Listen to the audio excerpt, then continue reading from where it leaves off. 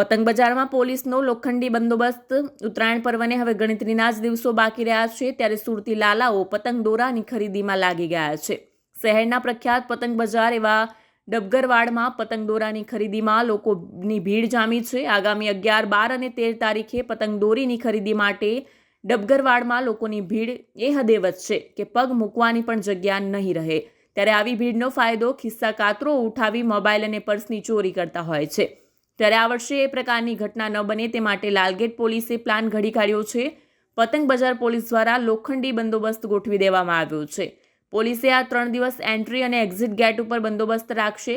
સાથે જ ડ્રોન કેમેરાની મદદથી સતત વોચ રાખવામાં આવશે। એટલું જ નહીં, ગ્રાહકના વેશમાં પોલીસ કર્મીઓ સતત બજારમાં ફરતા રહેશે અને કોઈ શંકાસ્પદ વ્યક્તિ જણાય તો પૂછપરછ કરવામાં આવશે। સાથે જ બજારમાં આવેલી ઊંચી ઇમારતો પરથી પોલીસ દૂરબીનની મદદથી પણ ચાંપતી નજર રાખી રહી છે, જેથી દરેક હિલચાલ ઉપર નજર રહે। કોઈ ચોરી કરી ભાગવાની કોશિશ કરશે તો તેને તુરંત જ ઊંચી ઇમારતો પર તૈનાત રહેલા પોલીસ કર્મચારીઓ દૂરબીન અને વોકી ટોકીની મદદથી માહિતી આપશે, જેથી ચોર તરત પકડાઈ જાય। લાલગેટ પોલીસ સ્ટેશનના પીઆઈ NM ચૌધરીએ જણાવ્યું હતું કે ઉત્તરાયણ પર્વને ગણતરીના દિવસો બાકી છે, ત્યારે લાલગેટ પોલીસ સ્ટેશનના ડબગરવાડ વિસ્તારમાં ખૂબ જ ભીડ રહેતી હોય છે। આ સમય દરમિયાન મોબાઈલ અને પર્સ સ્નેચિંગની ઘટનાઓ બનતી હોય છે। આવી ઘટનાઓ ન બને તે માટે ચુસ્ત બંદોબસ્ત ગોઠવી દેવામાં આવ્યો છે। બજારના બંને બાજુ બેરિકેડ કરી પોલીસ બંદોબસ્ત ગોઠવેલ છે।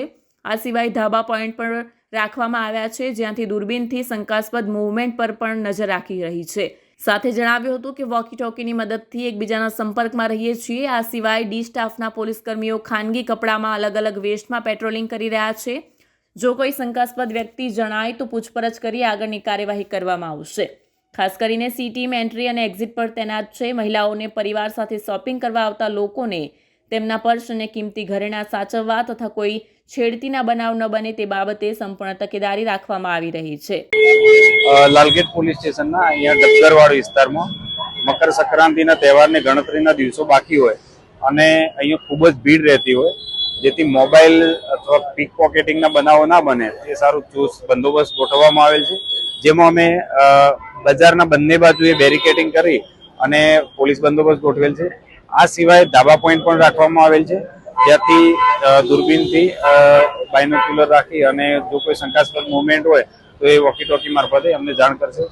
આ સિવાય ડિસ્ટાફના ખાનગી કપડામાં અલગ અલગ વેશમાં અંદર પેટ્રોલિંગ કરશે અને કોઈ પણ શંકાસ્પદ વ્યક્તિ જણાશે તો પૂછપરછ કરી અને આગળની કાર્યવાહી કરવામાં આવશે। ખાસ કરીને અમારી સી ટીમ છે એ અહીંયા પતંગ બજાર છે એને બંને બાજુ બેરિકેડિંગ રાખેલું છે અને ત્યાં સી ટીમ તૈનાત રહેશે અને જે મહિલાઓ અથવા બાળકો સાથે જે કોઈ પરિવાર અહીંયા ખરીદી કરવા માટે આવતા હશે તો એમને પોતાના પર્સ, કિંમતી ઘરેણાં અને કઈ રીતના સાવચેતી રાખવી, કોઈ છેડતીના બનાવ ના બને એ બાબતે સંપૂર્ણ તકેદારીથી સમજાવવામાં આવશે।